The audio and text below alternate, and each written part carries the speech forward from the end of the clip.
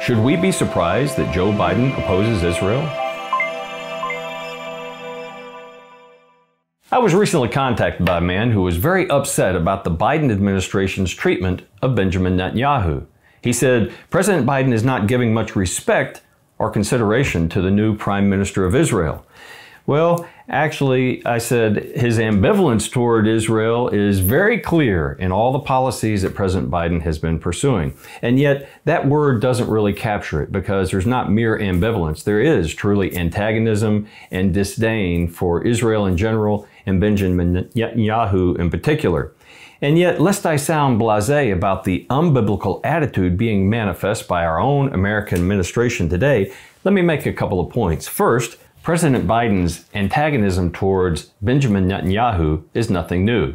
As the Prime Minister documented in his own autobiography called Bibi, My Story, when he came to speak at the United States Congress while President Biden was Vice President, he pointedly refused even to attend, as did 50 other Democrats.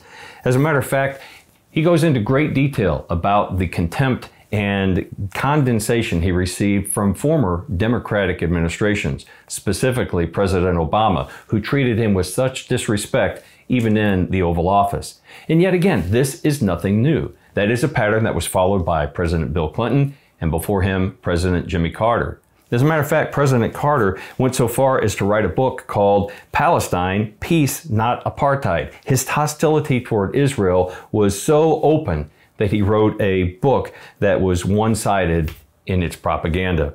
You know, as I said, this is nothing new. I'm reminded of the old newspaper motto that we don't print stories about dog bites man. That happens every day.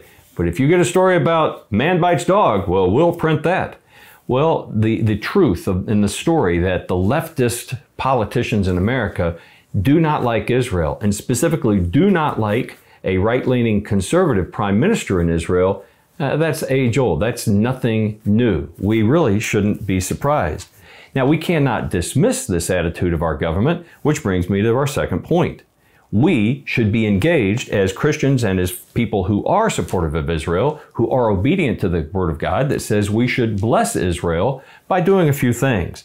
What can we do? Well, first of all, we can pray. Pray for the peace of Jerusalem. Pray for God to continue to protect His people, the Jewish people in Israel and around the world. Pray for the land of Israel. Second, we can communicate with our friends, our neighbors, our families, and yes, with our elected officials to make sure that they are engaged in a positive manner of blessing Israel and being supportive of the Jewish state. Third, we can hold them accountable during elections, making sure that we support only candidates who are committed to bless Israel.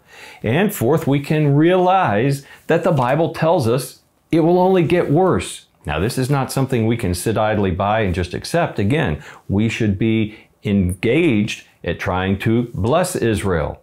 Well, brothers and sisters, we know that it is only going to get worse, because in the end, every nation will come against Israel. As a matter of fact, when the Antichrist emerges after the rapture of the church, he will eventually turn his hatred against the Jewish people.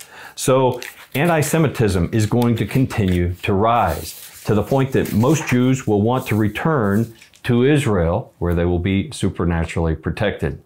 So returning to the original upsetness about President Biden's antagonism toward Bibi Netanyahu, once again, I would just say this is nothing new. But elections have consequences. The people who lead our nation, for good or for bad, reflecting the will of the American people, can either be in compliance with the Word of God, or they can be in contradiction with the Word of God.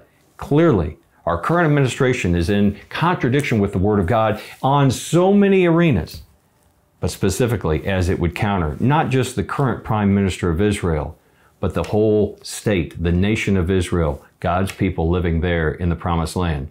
So, again, we've got our work cut out for us until the Lord comes. While He tarries, we need to be salt and light in this present age. And again, pray for the peace of Jerusalem, because only when Jesus Christ comes to reign as King of Kings and Lord of Lords, as Prince of Peace, will Israel finally have peace. Godspeed.